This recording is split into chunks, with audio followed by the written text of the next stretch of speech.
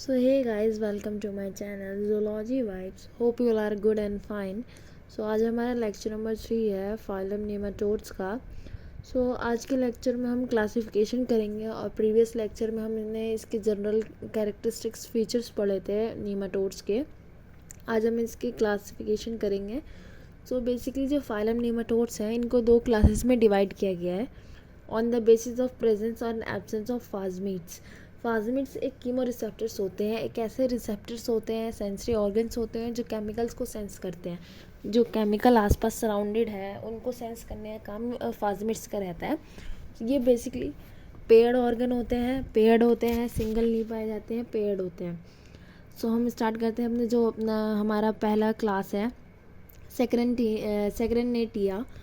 इसे फाजमीडिया भी कहते हैं. फाजमीडिया इसलिए कहते हैं इसमें फाजमीट्स जो होते हैं वो प्रेजेंट होते हैं. वो जो कीमो रिसेप्टर्स हैं वो प्रेजेंट होते हैं. ये सारे जो होते हैं टेरेस्ट्रियल होते हैं और बहुत इंपॉर्टेंट पैरासाइट्स होते हैं. मतलब होस्ट पे डिपेंड करते हैं, होस्ट से अपना न्यूट्रिशन लेते हैं किसी होस्ट से. ज़्यादातर फ्री लिविंग होते हैं, सॉइल में पाए जाते हैं.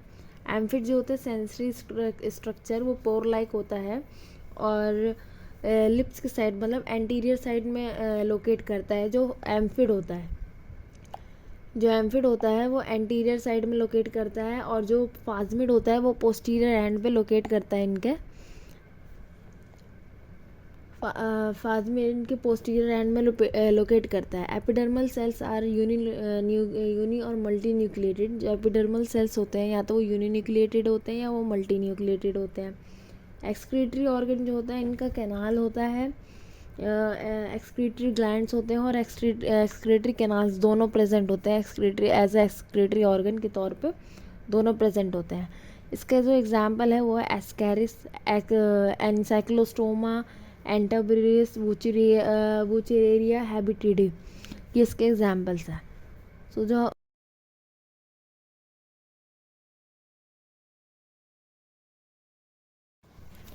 जो हम बात करते हैं अपने नेक्स्ट क्लास की एडिनोफोरिया. इन्हें ए फेजमीडिया भी कहा जाता है. ए फेजमीडिया नाम से ही समझ में आ गया होगा कि इनके जो फेजमिड्स होते हैं वो एब्सेंट्स होते हैं. इनके पास फेजमिड जो कीमो रिसेप्टर्स है वो एब्सेंट है.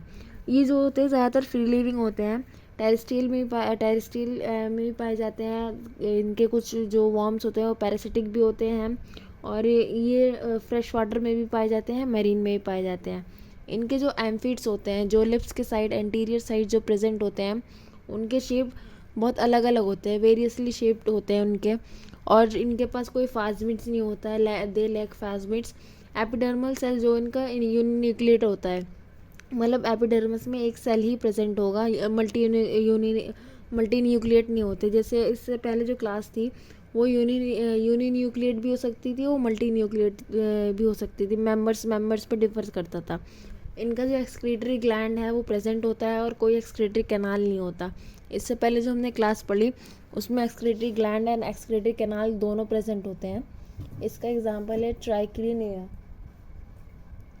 ट्राइक्लिनेला इसका एग्जांपल है.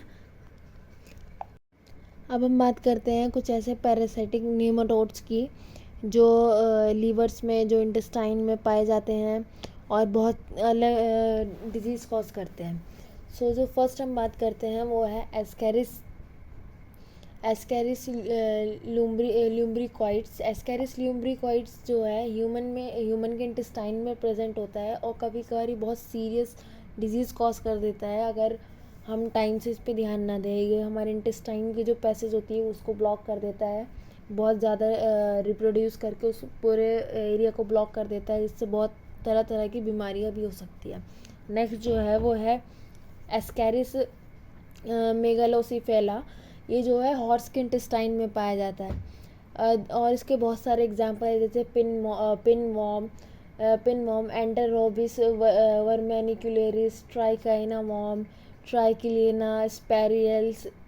ये सब जो है लिम्फेटिक सिस्टम में ऑब्स्ट्रक्शन कॉज करते हैं, इन्फ्लामेशन कॉज करते हैं. जो हमारा लिम्फेटिक सिस्टम होता है वेसल्स में जाके ब्लॉक कर देते हैं, अपने रिप्रोड्यूस करके उनको ब्लॉक कर देते हैं, जिससे स्वेलिंग हो जाती है.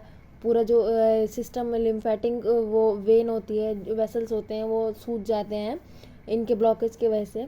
इनकी जो फीमेल्स होती है वो फ्लेरियल वॉर्म रिलीज़ करती है। जो स्मॉल होते हैं माइक्रोफ्लेरी बहुत स्मॉल होते हैं, वो रिलीज़ कर देती है ब्लड और लिम्फेटिक सिस्टम में, जो फिर जब मस्किटो बाइट करता है किसी ह्यूमन बीइंग को जो इनसे ऑलरेडी इस डिजीज़ से परेशान होता है, इन वॉर्म से ऑलरेडी सफ़र कर रहा होता है, उसको जब बाइट करता है तो इसके जो जो माइक्रोफिलेरी है ये मस्कीटो की उसमें गट में चला जाता है, फिर वहाँ पे डेवलप होता है अपने इन्फेक्टिव स्टेज तक। वहाँ पे इन्फेक्टिव स्टेज तक डेवलप होने के बाद जब मस्कीटो सेकंड बाइट करता है किसी और ह्यूमन बीइंग को या उसी को, तो ये मस्कीटो से हट के उसकी बाइट के, जब वो किसी को बाइट करता है तो उसकी बाइट के थ्रू फिर किसी ह्यूमन बीइंग में आ जाते हैं और अपनी लाइफ साइकिल फिर कंप्लीट करते हैं। सो इसी तरीके से ये ऐसे ही करते रहते हैं।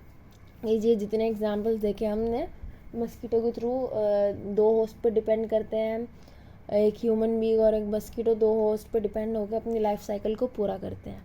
सो आज का ये लेक्चर यहीं पे ख़त्म होता है। Hope you like my video. If you like my video so don't forget to like, share and subscribe.